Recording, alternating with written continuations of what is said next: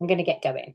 So I'll introduce myself first. So my name is Fliss Dewsbery, for those of you who don't know me. Little bit of blurb. I am a practitioner researcher, very much embedded in my DNA.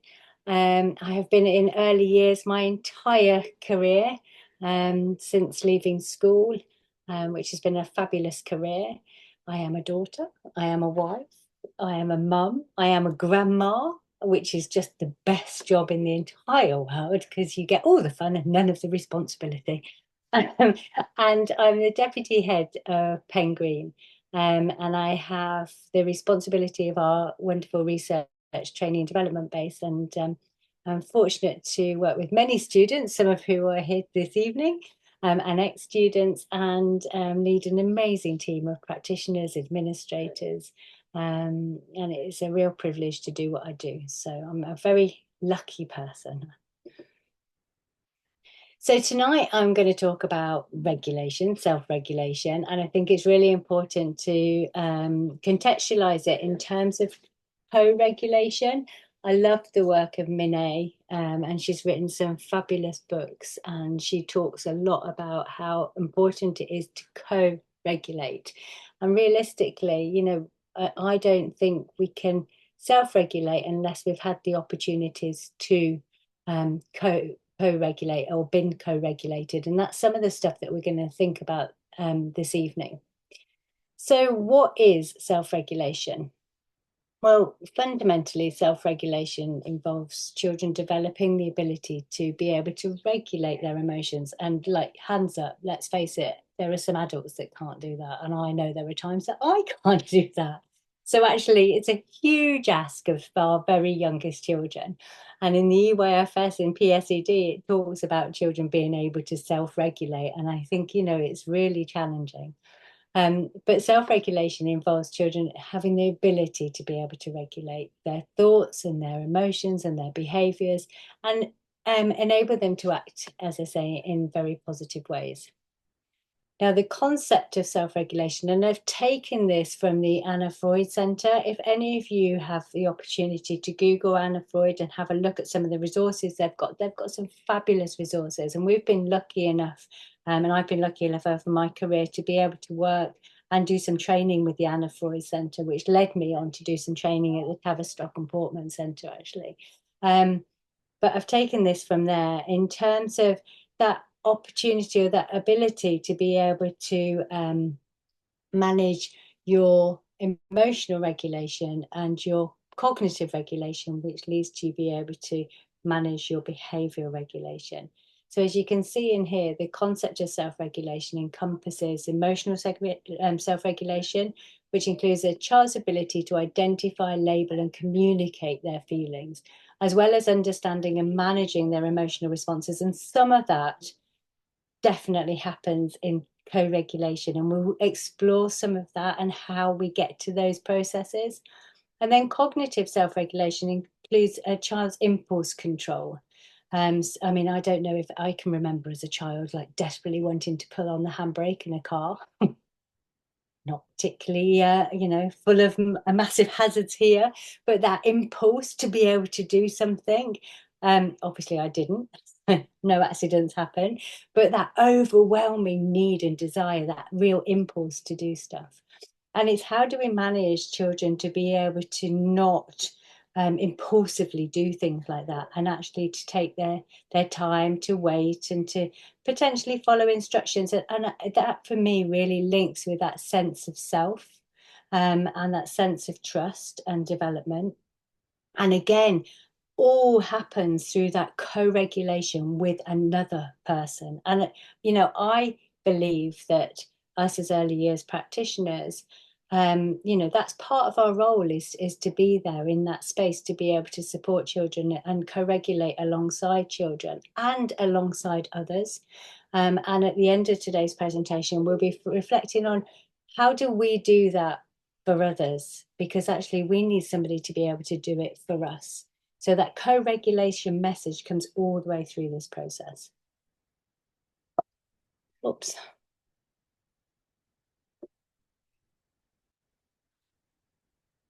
So we need, as I said, both of those, emotional and cognitive regulation for behavioral regulation. So what does that actually look like? So what's happening in our body when we are dysregulated?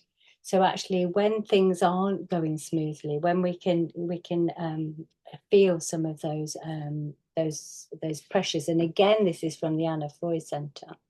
And they talk about actually we have two different responses. We have that fight, flight, and freeze response. And I'm sure I can see people nodding. I'm sure all of us have been in a circumstance and situation where we can recall ourselves either wanting to run away from something, we freeze because we don't actually know how to react to something, or we might go up against somebody in a circumstance. And actually, what we need to be moving to is that rest and digest. It has an impact on our ability to rest and digest when we're in that real state, when our nervous system is inactive. But actually, it's really important to kind of keep ourselves calm and restful in order to be able to digest, physically digest, but also emotionally digest, to take things in. And it's how we regulate this nervous system to be able to support us to regulate our emotions and our cognition. So I want to just hand it over to you, and I want you to think about yourselves, and I want you to think about two different things. I want you to think about what you do for you. So actually, when you're in that real state and your nervous system is really uh, triggered, what do you do for yourself to bring yourself down? And then secondly, and these are healthy things, not drink lots of gin and wine. What do you do? What do you do to bring yourself down in a calm and normative way? And what do you then do to children? What do you offer for children? So just spend a couple of moments. You might want to jot things down, think about yourself, and think about the children. I'm just going to give you some headspace. Time in rather than time out. You're absolutely right, Donna. Focus on my awareness, on my emotional state. Deep breathing. I know it's really, Katie, then you've just put, I know I should breathe, but I struggle. I absolutely agree with you.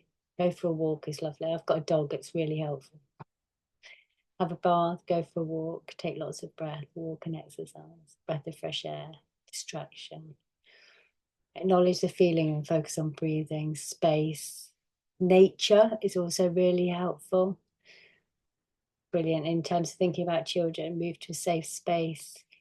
It's no different for the children, is it, than for ourselves, actually. We just need that freedom, conversation of feelings. Talk in a calm, gentle, soft voice. Focus on your breathing. Go for a walk. Breathing. Fabulous. I listened to this amazing podcast recently who this guy, I can't remember what his name is, but I'll get Becky to share it when she shares the slides.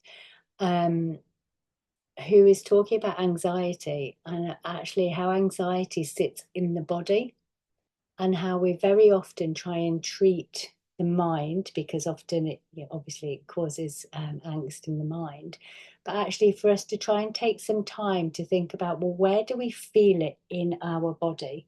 And I was thinking about children that I've worked with and thinking about how when they're anxious, well, very often children talk about their tummy, don't they? That they can feel things in their tummy. And he is talking about concentrating on that particular area, and holding into that area and trying to breathe into that area, but acknowledging that actually physically it's located in your body.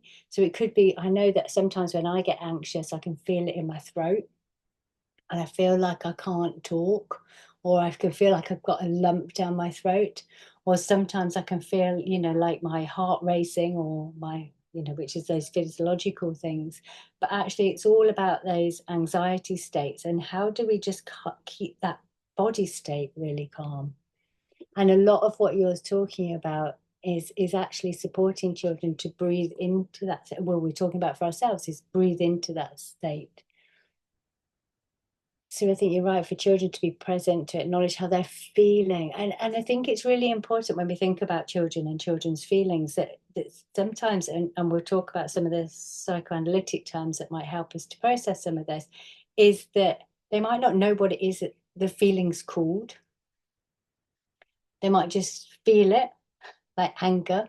And I think some of that co-regulation that we can offer is maybe just offer the word, you appear to be feeling anger, you appear to be feeling angry, and name that particular emotion, which helps children. That's great, Donna, in terms of offering a objective reference, a candle and a flower, and ask them to blow the candle and smell them.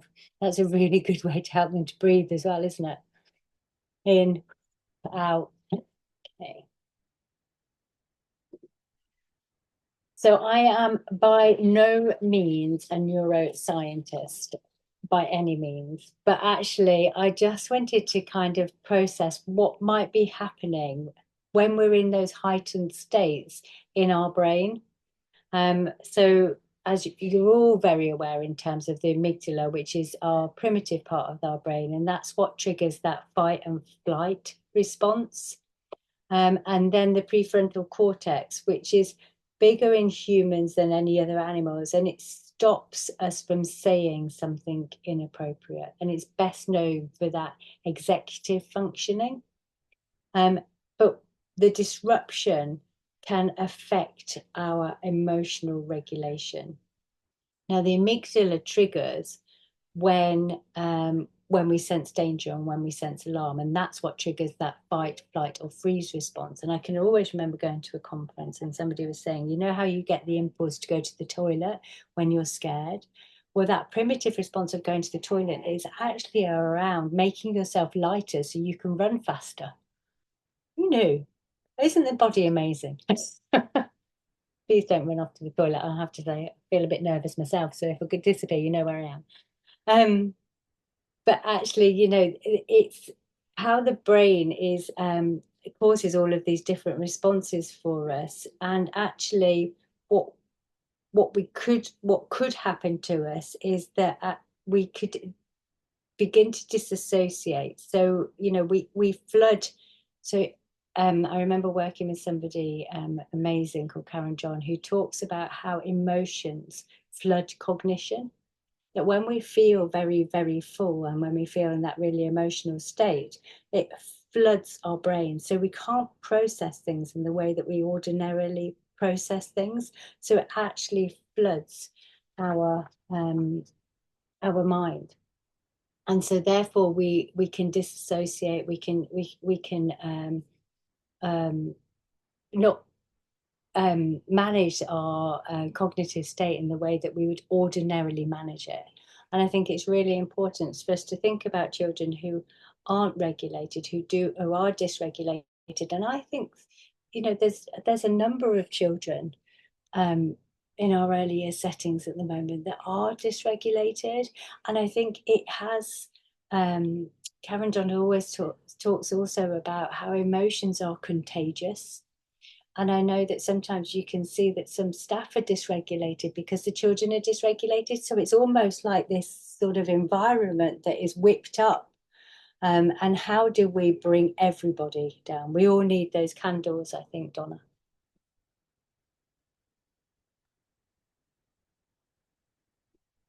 So in terms of what happens when we're not feeling that we're not managing our cognitive state and our emotions are flooding our cognition, I just want to share with you this little bit of video from Dan Siegel, who writes a lot around neuroscience and neurology. And this little representation, this little hand model really helps you to think about what's happening with the amygdala when we're in that real sense of danger. So over to Dan. One of the most rewarding experiences for me has been to study brain science and apply it to the experience of parenting. And the hand model of the brain that I use to teach parents is very useful to understand that. So if you take your thumb and put it in the middle of your palm, put your fingers over the top, this is a very useful model of the brain. And when we can actually see in front of us what's going on in the brain, then we can change what the brain does. So let me walk you through very basically what happens in this brain and the structures in it. And it goes like this. The spinal cord comes up representing the wrist, and then you have coming up into the skull the brain stem and the limbic area, which work together to help regulate arousal and your emotions and the way you have a fight, flight, freeze response. These are below the cortex, the limbic and brainstem areas, and the cortex is this higher part of the brain that allows us to perceive the outside world, to think and reason. And this frontmost part of the brain, right behind your forehead, so the person's oriented like this, is actually the part that regulates the subcortical, limbic, and brainstem areas. This regulation is very important because sometimes we can have all sorts of things happen in our life. We're tired, we're exhausted, someone pushes a particular emotional button, and we can flip our lids. So rather than being tuned in and connected and balanced and flexible, we can lose all of that flexibility, even lose moral reasoning, and act in ways that are terrifying to others, including our children. Now, you can actually bring yourself back online and come back to the high road and make a repair with your child. And that's important to explain to them. And you can also use this hand model of the brain to explain to children, even as young as 5 and 6, how to understand when their emotions are rising up from the brainstem and limbic areas here, and how it's overriding the prefrontal area and making it so they may be about to flip their lids. So I've had kids come tell me that they're about to go flip their lids and they need a break. They need a timeout. And by even just naming that, they can tame it. And that's the power of using the hand model for ourselves and our children to help us all make sense of what goes on in the emotional communication that we have in the course of day-to-day life. I think that's a really helpful clip to think about what is actually going on under the surface, what is happening. So, when you think about ourselves, when we come into work and we've had a particularly traumatic morning, if you're trying to get out and somebody's blocked you in the car, or you're struggling to, one of the children has a meltdown, which then causes you a meltdown, and then you come into work, and then there's one thing after another thing, and eventually you can be triggered and you can lose it. And I think all of us are human, and I think that's what we need to hold on to, and it's no different for children. So it's just trying to, how do we bring it back down again, or how do we recognize when it's bubbling, and how do we enable, and you've all spoken, when you first started this process and thought about what you do for yourself, when you can feel it bubbling in yourself, how do we support children to recognize when it's bubbling in themselves, and how are they able to regulate some of that stuff, but how equally are we able to support them and co-regulate with them so that eventually they can self-regulate? So I just want you to think, just want to think a little bit about neurodiversity and self-regulation. And I think it's really important that when we're considering neurodiversity in young children and its relationship to self-regulation, it's important to acknowledge that every child's journey is unique, and that their neurodivergent traits can play a role in their self-regulation development.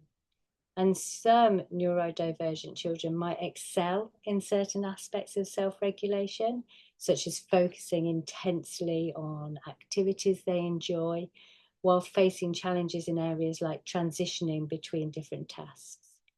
So these are some of the key areas to consider. So in terms of sensory processing, many neurodiverse children experience sensory sensitivities or differences in sensory processing.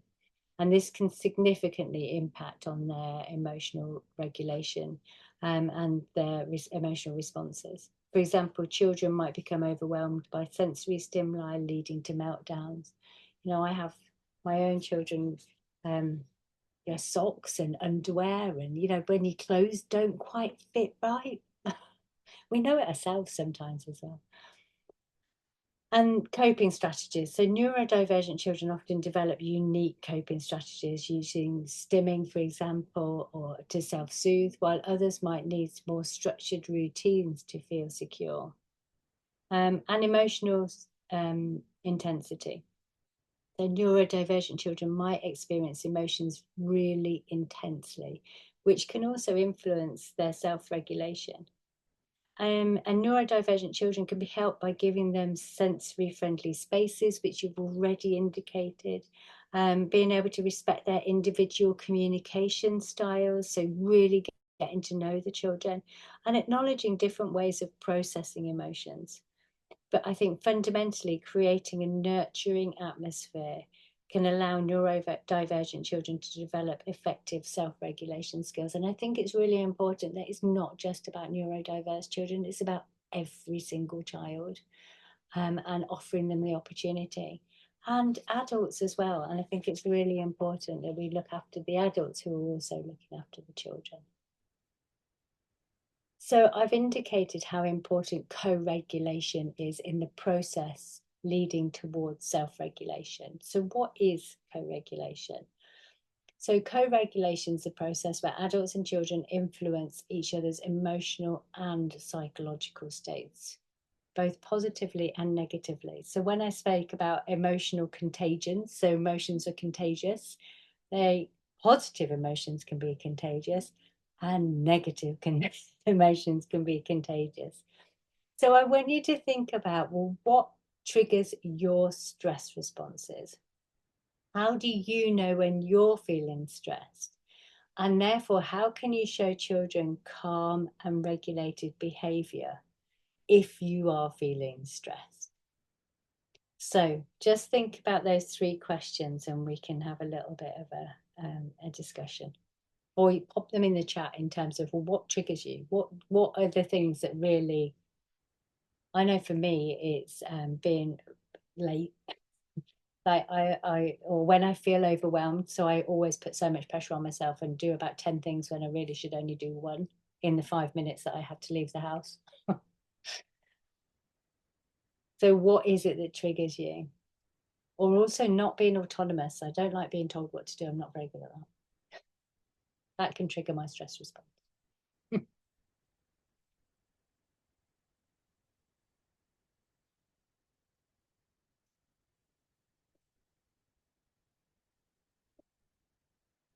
Being late and plans, oh, plans changing at the last minute. Yeah, I'm not good at that. Teenagers, yeah. Not knowing what I'm doing. Horrible Simran. And hello, Simran, by the way. When I feel overwhelmed, when I can't articulate myself very well, absolutely. When things are out of my control, I can completely relate to that. Not being in control or knowing what I'm up next, yeah. My children talking to me. Yes. So think about the things that you've put in the chat in terms of what has made you feel stressed. How does it make you feel?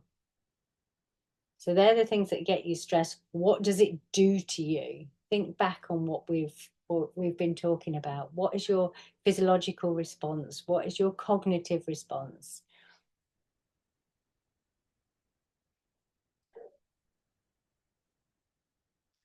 Burnout.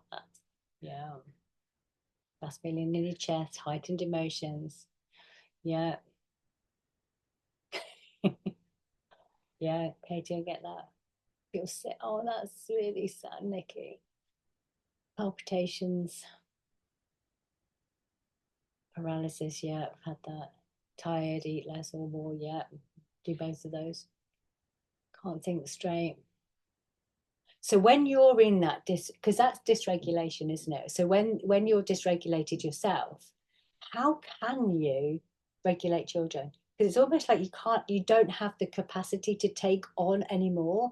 So you can see where that can lead you to flip because actually you've got that pressure, you've got that pressure, you've got that pressure, you've got that pressure. And let's face it, we're amazing at putting ourselves under pressure, but we also take on so much from other people.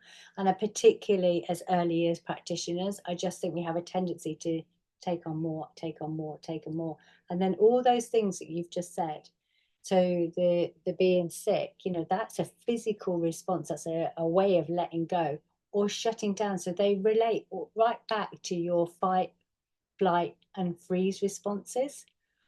And that release, getting rid of something, getting rid of some of those toxins. So if we feel like that, we can relate to how children feel like that and how important it is to have somebody there that can help us to experience co-regulation.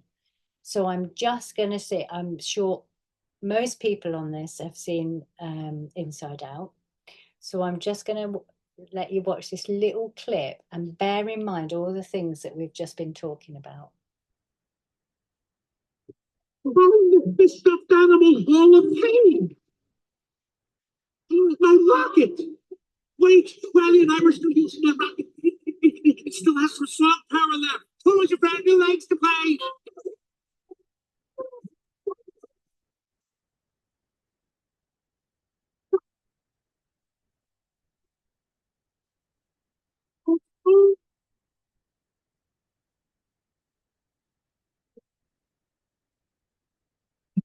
Done with me.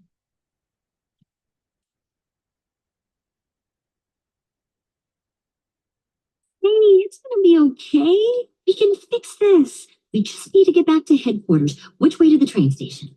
I had a whole trip planned for us. Hey, who's ticklish, huh? Here comes the tickle monster. Hey, Bing Bong, look at this.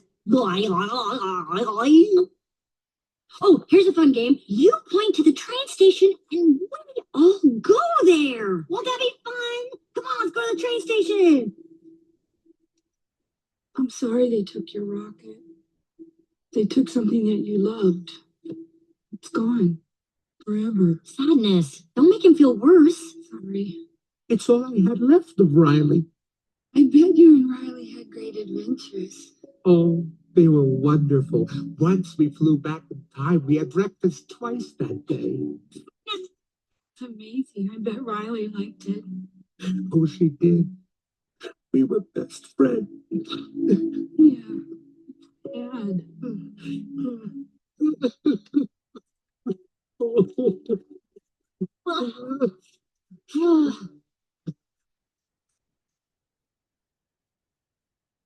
I'm okay now. Come on. The train station is this way.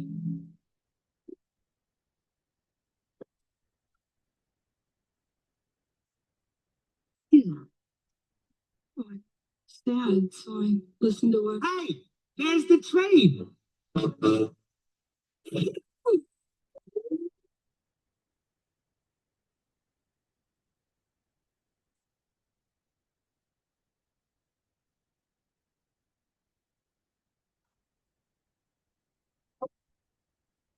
They showed you the whole film now. So just when you did, oh, sorry, I just want you to think about what was going on in that clip. What did you see joy do? What did you see sadness do? And how did it help? I don't remember what his name is. The elephant, the pink elephant.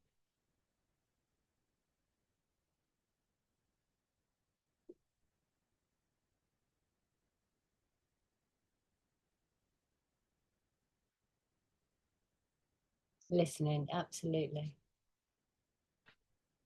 Talking, asking how we are, yeah. Sadness acknowledged the feelings, whereas joy tried the distraction. You're absolutely right. Joy tried to distract. Sadness listened, being there for someone. I think it's a really good little clip to see how co-regulation works. It's about being with somebody and it is acknowledging their feelings. That's right, Lorna, and listening, genuinely listening. So you're right, Joy was almost dismissing the emotions. She was trying to be happy, and actually being happy is, it's not the appropriate emotion. You felt sad, and sadness was the right emotion for that particular issue. And it's just acknowledging, as Mary said, sadness, recognize the feelings and acknowledge the sadness. You're absolutely right, Mary. And Donna, yeah, it mirrored the elephant's body language. I mean, I never thought I'd ever say that on a webinar, but yeah. But you're right, sad face, just so attuned to what was going on there. But going back to this this thing around co-regulation, this theory about co-regulation, in order to co-regulate, you have to be open and receptive and attuned. And when we spoke earlier about, you know, all the things that stress us out and then how we react to those and how emotions are so contagious, it's difficult to create that reflective space in the moment. And I guess I want us to think about, well, what is the journey of co-regulation in order to support children to self, well, all of us to self-regulate. So I want us to start and to reflect on what I call relational pedagogy. And what is relational pedagogy? So for me, relational pedagogy starts with thinking about attachment theory. And I know all of us are familiar with attachment theory. And I think it's, you know, really significant. And it's thinking about, although I think there are other things afoot as well, and I'll go through other different aspects that will relate to the relational pedagogy.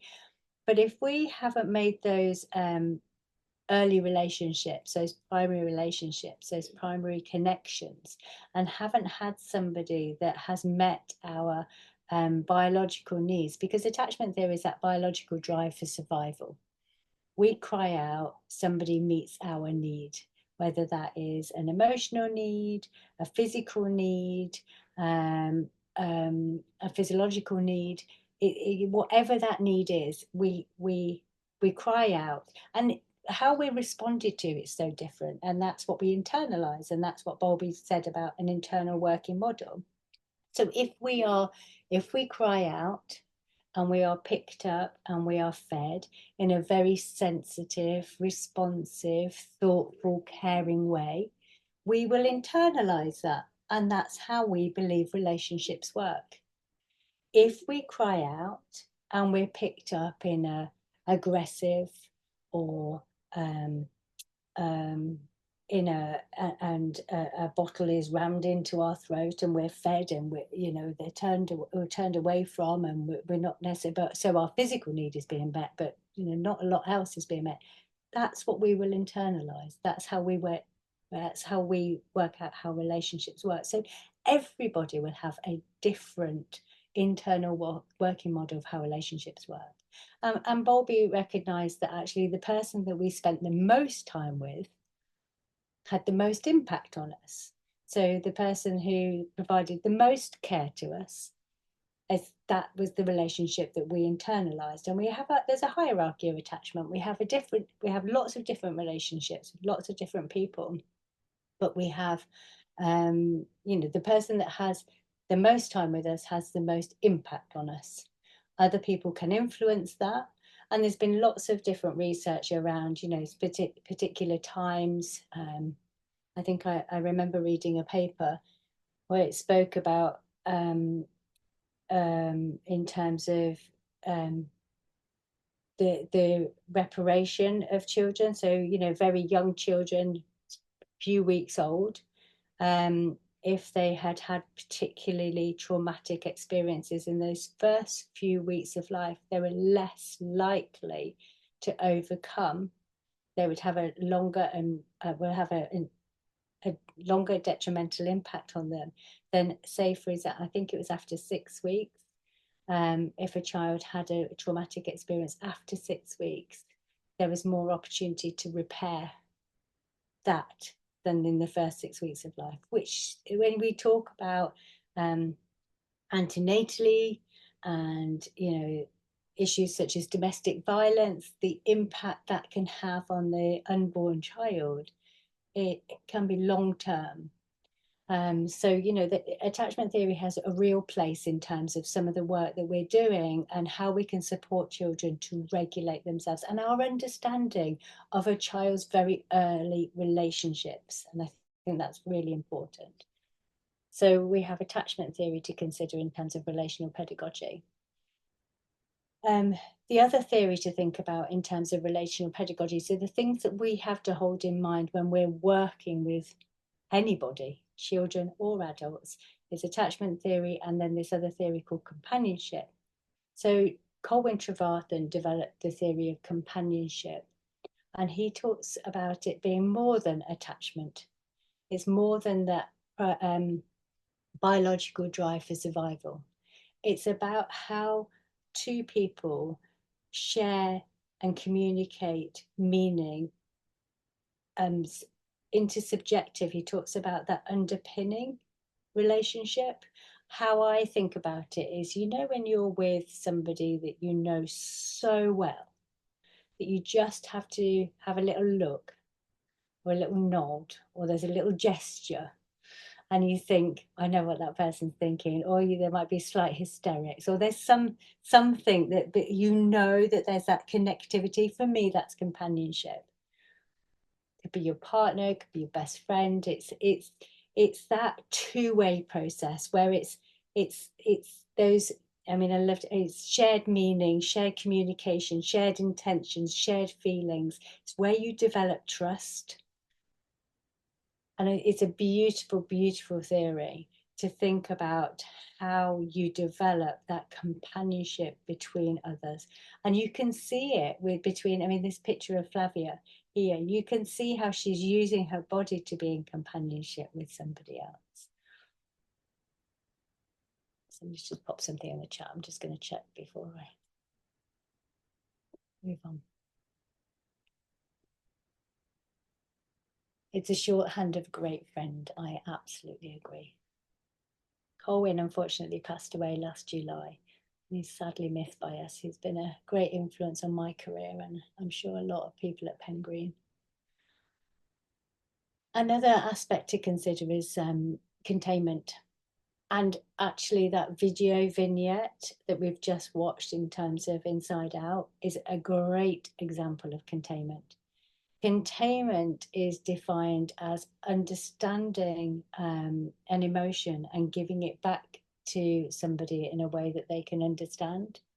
So in terms of early years practitioners and children, for example, containment could look like, you know, when children come into nursery and they're really upset because they're separating from their partner, from their parent or their caregiver. It's acknowledging that they might be feeling upset and that actually it's really hard to say goodbye. It's acknowledging the emotions that come hand in hand with that particular experience and being able to articulate it and recognize it. Not to pick a child up and say, oh, come on, let's go and see so-and-so, or let's go and do this, or let's go and find this toy because we know that you really like it, which is distraction, which is a bit like Joy was trying to do. Containment is more about what sadness is doing. It's about getting into that emotional space.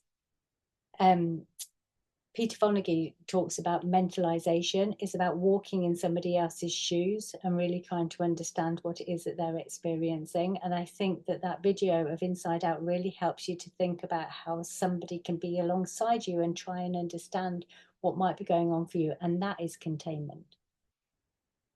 And then the last aspect of relational pedagogy is holding. And holding is about the psychological holding, not the physical holding, but the psychological holding of somebody in mind. So for example, if a child says to you on a Friday, I'm going to a party on a Saturday, and then on a Monday you say, how was your party? You've made a space for somebody in your mind, and that is absolutely phenomenal. Because it shows the other person that you have that space, you have that capacity in your mind to be able to hold them, psychologically hold them. And some people have never had this experience, and some of the parents that we've worked with have never been contained and held. And if you've not been contained and held, how can you contain and hold others? And I think that that's why it's really important for us to think about, it's not just about with the children, but it's also about with the families and also our colleagues. And how do we hold and contain and be companionable and learn about their relationships in terms of attachment theory with all of the different participants that we're working with, when we've got all this other stuff that's on top for us.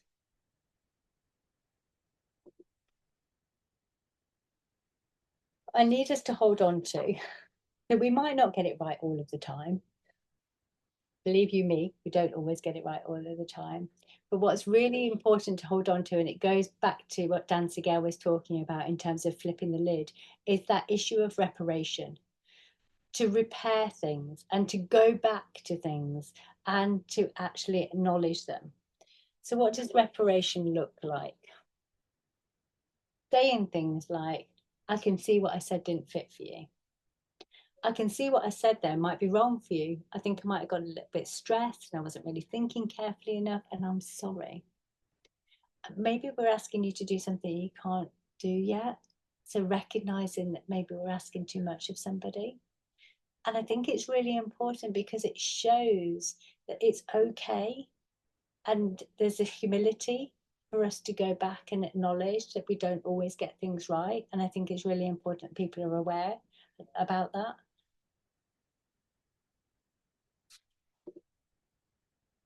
So how do we promote self-regulation? So play, I think, is really important. Empathy, understanding, recognizing stress, recognizing the relationships. If I just swap attachment out for relationships and having a relational focused pedagogy. You've all said about creating quiet spaces in your environment, creating opportunities for storytelling and processing things through stories. Physicality, really important to be able to let some of that go. We spoke about being out and, you know, going for a walk, going for a run, and that mindfulness. I also think one of the things that I've been reflecting on is, why can't we do things like a relational pedagogy, or why is it difficult to repair things? And I think, you know, often we've spoken about how anxiety gets on top of us and how hard it is to be able to manage some of those anxieties, and it can get in the way of our ability to be reflective and to really think deeply. So what, and I'm doing a study on supervision and the importance of supervision in early years. And one of the things I'm thinking about is, as early years practitioner, we are really full of this, what Hochschild calls emotional labor. So emotional labor is work that evokes certain feelings. Now, working with any other person, whether it's a child or an adult, evokes feelings, but children's emotions are raw. Young children's emotions are very primitive, they're very raw, and actually can really affect us. And I think it's really important that we have somewhere where we can process it. And for me, that somewhere is supervision, or an opportunity to have what we call a work discussion to talk about the work that we're doing. So I'm just going to share with you, I was lucky enough to do a master's at the Tavistock and Portman Centre, where I was able to think about some of the psychoanalytic concepts that I've just shared with you, and how it can enable us to develop that reflective pedagogy, but also to really think deeply and reflectively about what's going on with children. And during my time, I was able to just make some observations of myself in practice. So this is a really short video vignette. I was chastised for how critical I was of myself, but actually, you know, for me, I think it's really important to reflect on when we don't necessarily get it right, when we're always full up. So I'm just going to read through this particular extract, and then I'll go through the analysis that we considered when we were together as a work discussion group. So Amy had just been dropped off at nursery. She enthusiastically took a knife to a lump of Play-Doh and cut it in half. Then she cut it in half again and again and again. She began to count 1 to 7, then said 10. I said nearly, and began to count 1, 2, 3, 4. She hesitated and looked at me, and I felt she was cross and ashamed. She said she wanted more, so I asked how we could have more. She looked confused. I suggested that she cut the pieces up in front of her. She then began to cut it. She cut it, then began to cut more and more, and she was really energetic. And soon we had another pile. She began to count out again. As she counted, she missed out numbers 9 and 14, and I suggested we tried it together more slowly and to begin. And to begin with, she looked really anxious and reluctant to do it. I began to count, and she joined in and counted perfectly, and I said that was perfect. She asked me to play in the home corner, and I followed her to the home corner, and she asked me to take a seat. She went behind the kitchen and asked what I would like. She asked if I'd like some tea and some cake, and I said both. And she asked me to pass the imaginary cake.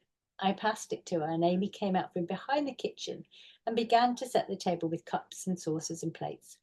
She kept me there for some time and kept feeding me. Came out the kitchen feeling that all my attention and time had been consumed by her.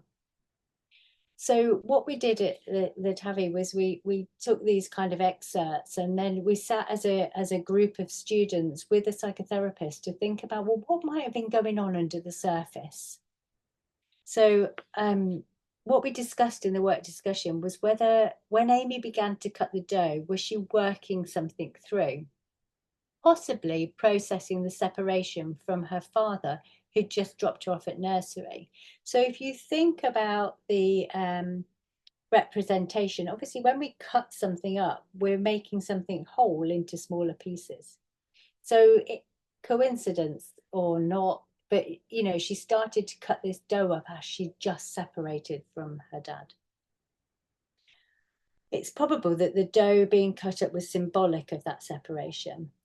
Perhaps her enthusiasm to transform the dough reflected her unconscious feelings of the separation. As I sat with her, I was not thinking about what she was doing. Instead, I tuned into what she was saying, and I moved to educate her. Amy illustrated to me that she was ashamed, possibly at my misattunement. She even told me she wanted more from me. And again, I missed the opportunity to think and contain her experience. Instead, I defaulted to the educator.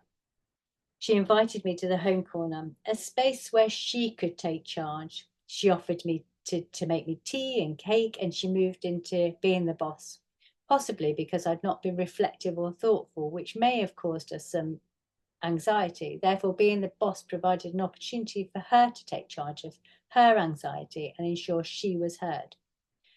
During this time, Amy stuffed me with pretend foods and drinks, and I left the home corner feeling my time and attention was consumed by her. And I wonder if she stuffed me with some of the unpleasant feelings of not being understood. And I know that seems like a really simple excerpt, and I'm sure all of us do it all the time. But when you step back from something like that and see potentially how I could have really misunderstood what was going on for her, I did what Joy was doing, except I did the teacher bit. Instead of moving into the more sadness role and moving into really thinking, okay, so what is she doing and what does that represent and what could be going on for her and how is she feeling? I was moving into her mind instead of into her emotional state. And how do we do that? Peter Elford's got a brilliant book around work discussion, which is part of what that was and how it helps us to really reflect on what might be going on for us and for children and for families in the workplace. The other thing I think that really helps us to move into that reflective stance when done well is this concept of supervision. Now, supervision, as you all know, is a regulatory requirement within the EYFS. What it looks like for all of us is very, very different. That's one of the things that I've identified. And one of the things that I've really shone a light on is what supervision looks like across Pengreen. all of us have the same philosophy, all of us have a propensity to do it. And it's really interesting about the significance of it as a place to really consider what is going on for people in the organisation, and how important it is for people to process the complexity of working with children and families and others in this organisation. And I think when done well, supervision is just the most amazing function to be able to help us to, it's a way where it's a place where we can co-regulate with one another in order to support people to self-regulate. And it also has that contagious element. If we're able to offer it for our staff teams are able to offer it for children and for parents. So if done well, it can be really facilitative to support that relational pedagogy and also to support that co-regulation. I love these particular quotes in terms of what I believe supervision should look like. So Hawkins talks about how supervision is the importance of a fearless compassion and the courage for both the supervisor and supervisee to talk to each other with respect and compassion for one another. And that it's an opportunity for a supervisor to provide good enough. And I love that concept of good enough. And I live by that concept of good enough. Good enough for us to be able to allow the emotional disturbance to be felt within the safest setting of a supervisory relationship. So that model of two heads are better than one. And it's so important to be able to let that stuff out in order for you to be able to free something up so you can give to others. There's a whole other session on supervision if other people are interested, which is in the Stronger Practice of back catalogue. So my final thoughts are around how relational supervision creates a reflective space. Now, somebody said that they felt burnt out by all the different things that are going on for everybody, but actually supervision done well in that relational way can actually reduce burnout and restore joy and creativity. I think it's a horrible word, but it does provide the opportunity, because that's where we can co-regulate. Us as practitioners can co-regulate so that we can regulate our emotional state, so that we can support then children we can co-regulate the children and support children to hopefully self-regulate. Not all of the time, none of us can self-regulate, I think, all the time, but actually, to help to process some of those things. So I hope you've enjoyed this evening's session.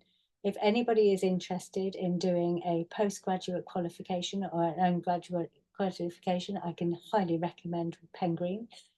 And if you want any information, please do contact us. But equally, if you want any further information about the Stronger Practice Hub, please email us and sign up to the Stronger Practice Hub if you're not already signed up. But we do have supervision sessions on offer in the Stronger Practice Hub. It's one of the things that we're really passionate about. There's a lot of early years leaders out there who taking on all of this complexity and has nowhere to go. And we would like to provide the opportunity for you to be able to have that. Also around speech and language, there are opportunities for you to have speech and language consultations with Karen Royal, who's just fabulous, and she supports and contains some of the complexity that we're facing around SEND. But please, do look at the plethora of information that we've got. On the 23rd of January, 23rd of November, sorry, we have Julia Manning-Morton coming to Pen Green for a session.